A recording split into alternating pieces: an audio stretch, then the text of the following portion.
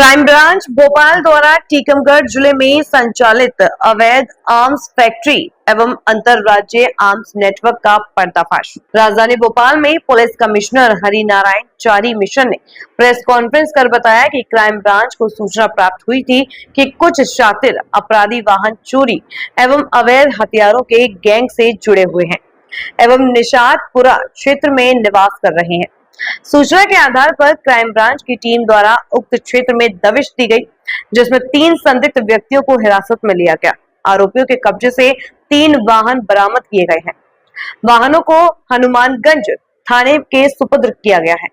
पूछताछ के दौरान आरोपियों ने बताया गया कि एक व्यक्ति मुख्तार खान हथियारों की अवैध सप्लाई में संलिप्त है।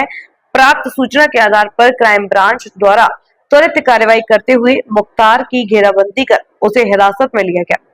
तलाशी के दौरान मुख्तार के पास से एक उच्च गुणवत्ता की पिस्टल बरामद की गई। हथियार की गुणवत्ता को देखते हुए क्राइम ब्रांच द्वारा गहन पूछताछ की गई, जिसमें मुख्तार ने खुलासा किया कि उक्त हथियार उसे सुरेंद्र विश्वकर्मा निवासी टीकमगढ़ झांसी से प्राप्त हुआ है। मुख्तार द्वारा यह हथियार 32,000 रुपए में खरीदे जाने की जानकारी दी गई। उक्त जानकारी के आधार पर भोपाल क्राइम ब्रांच की टीम ने रामगढ़ जिला टीकमगढ़ में दबिश दी। संगठित अपराध के विरुद्ध पुलिस लगातार गंभीरता से कार्रवाई कर रही है और संगठित अपराध की इस कड़ी में पिछले दिनों जहां ड्रग्स के खिलाफ भी बड़ी कार्रवाई हुई थी, वहीं अवैध हथियारों के विरुद्ध भी पुलिस लगातार संजीदगी से इसके लिए प्रयासरत थी। और इस कड़ी में क्राइम ब्रांच को खासतौर पे एक बड़ी सफलता मिली, जिसमें कि एक सूचना पर एक व्यक्ति को पकड़ा गया 2-3 दिन पूर्व, और उसके पास से एक अच्छी सोफिस्टिकेटेड एक वेपन मिला, पिस्टल मिली, और उसके साथ एक मोटरसाइकिल भी मिली जो चोरी की थी। पुलिस ने जब उससे डिटेल्स में बात की, उससे रिमांड को लेकर और जानकारियां निकाली, तो पता चला कि वो एक जगह से टीकमगढ़ क्षेत्र में एक जगह से वो पूरी पिस्टल वहाँ से लाता है और अपराधियों को देता है। इस मुद्दे पर पूरी एक टीम भेजी गई। उसने वहाँ पर जब पूरे अनुसंधान के बाद उस पूरे गैंग को पकड़ा तो वहाँ पर एक कृषि उपकरणों का एक छोटा सा औद्योगिक कुटीर उद्योग की किस्म का एक विकसित एक क्षेत्र दिखा, जिसे पुलिस ने जब तस्दीक की तो एक्चुअली वो कुटीर उद्योग और खासतौर पर कृषि उपकरणों की आड़ में हथियारों को बनाने की फैक्ट्री थी, जिसमें खासतौर पर पिस्टल बनते थे।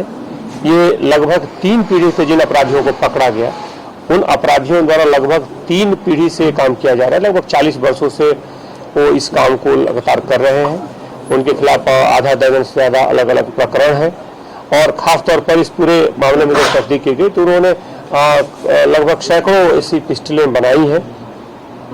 ख़ास तौर पर इनको बेचने का जो जरिया है, ये आसपास के झांसी और उसके आसपास के जिलों में ये बेचते थे। इनका एक अंतर्राज्यीय नेटवर्क है, जिसमें इन पिस्टलों को एक परिष्कृत किस्म के पिस्टल्स हैं जिनको अपराधियों तक पहुंचाते थे। खासतौर पर सीमावर्ती इलाकों का फायदा उठाते हुए सीमावर्ती इलाके का ये दूसरे सीमा पार के जो दूसरे खासतौर पर राज्य के दूसरे तरफ जो कुछ अपराधी थे, और इसमें झांसी के कुछ ऐसे लोगों का नाम आया है जिनसे इनका संपर्क था। बहरहाल इनको पकड़ लिया गया है। इनके एक निशानदेही पर फिर एक दूसरी जगह की भी सूचना मिली जहाँ पर बनाया था। दूसरे गाँव में पुलिस ने 2 जगहों पर अलग अलग कार्रवाई की। वहाँ से भी कुछ ऐसे खासतौर पर उपकरण पाए गए जिनका कृषि उपकरणों के नाम पर रखा गया था, और जहाँ पे जो सामान मिले हैं सामान बहुत बड़ी संख्या में मिले हैं, जिससे खासतौर पर इस तरह के परिष्कृत पिस्टल्स बनाए जा सकते हैं। पूरी टीम को इसमें 30,000 रुपये के पुरस्कार से पुरस्कृत भी किया गया है। DCP crime additional CP Pankaj और पूरी टीम ने इसमें काफ़ी सक्रिय भूमिका निभाई है और पूरी टीम को इसमें पुरस्कृत किया गया।